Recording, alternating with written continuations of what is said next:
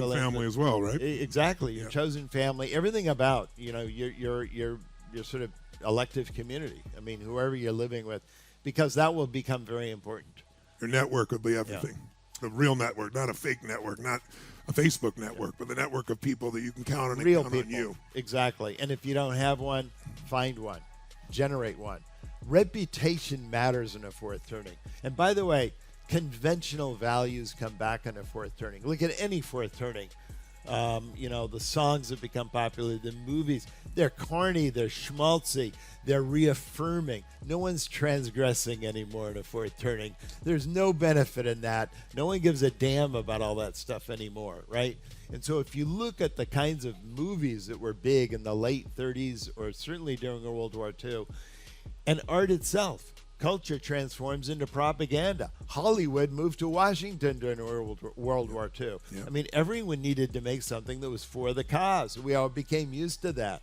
So this is something, millennials, by the way, are well primed for that. Yes. They all understand art for the cause, Yes. right? So this is also important. And I think also one other thing is, and this is very important for all the Xers out there, you need to get back in touch with the official community, authorities in your area, who the politicians are, who actually is on the committees that actually create the regulations that affect your industry. One thing that's very important in every fourth turning is being able to influence and talk to the people that are redrafting and re-legislating all of the laws and regulations going to reshape your industry. All the way down to the school boards. Yeah. Right? Yeah, well, we've seen that recently, right? But you need to know, because politics can reshape your world overnight in a fourth turning. You need to be connected. And I know a lot of Xers say, I hate politics. I hate all those guys. I mean, everything they do is just, ruins everything, certainly in my life. But this is survival. Think about it that way. So just think of it as an extra survival code. So who you know is pretty critical. Who you have a relationship is really critical. Exactly. So these are, these are the things that I think are important. How do we know when we're coming out of a fourth turn? By the way, now that we've uplifted you all with your future, compelling future, but isn't it better to know and anticipate than to get struck and react? Yes? So the question is, what follows a fourth turning is a new awakening, a new time, a new springtime, right? A new high, a new optimism. How do we know when we've turned the corner out of this fourth turning that we're in right now? That will be like a flat. You will know. You know why? Because every fourth turning, its final climax, is absolutely history changing.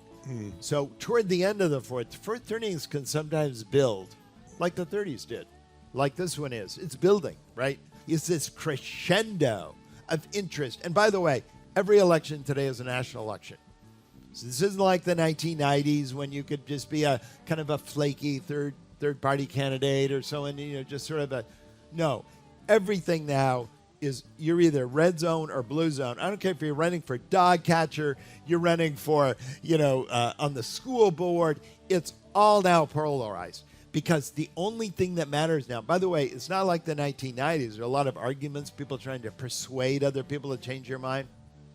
I'm in Washington, D.C. I mean, that's where I am, politics. No one in D.C. is anymore arguing with each other. Why? They've already made up their minds. They've made up their minds. There's no, and it's amazing. Do you think that, so Tip O'Neill and... Those guys used to fight like hell in Congress and go have a beer together. Yeah. Now they don't speak to the other side. They don't speak. They don't socialize. They have nothing to talk about. They have and you can understand they have nothing to talk about. They're in completely different worldviews, and their visions of America's future are mutually exclusive, right?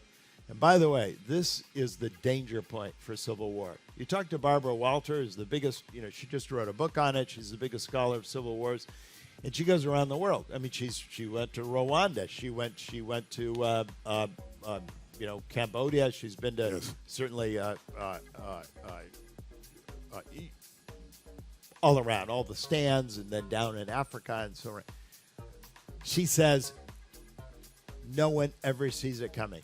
She's interviewed, I don't know how many people. She said they never think it's going to happen in their country, right?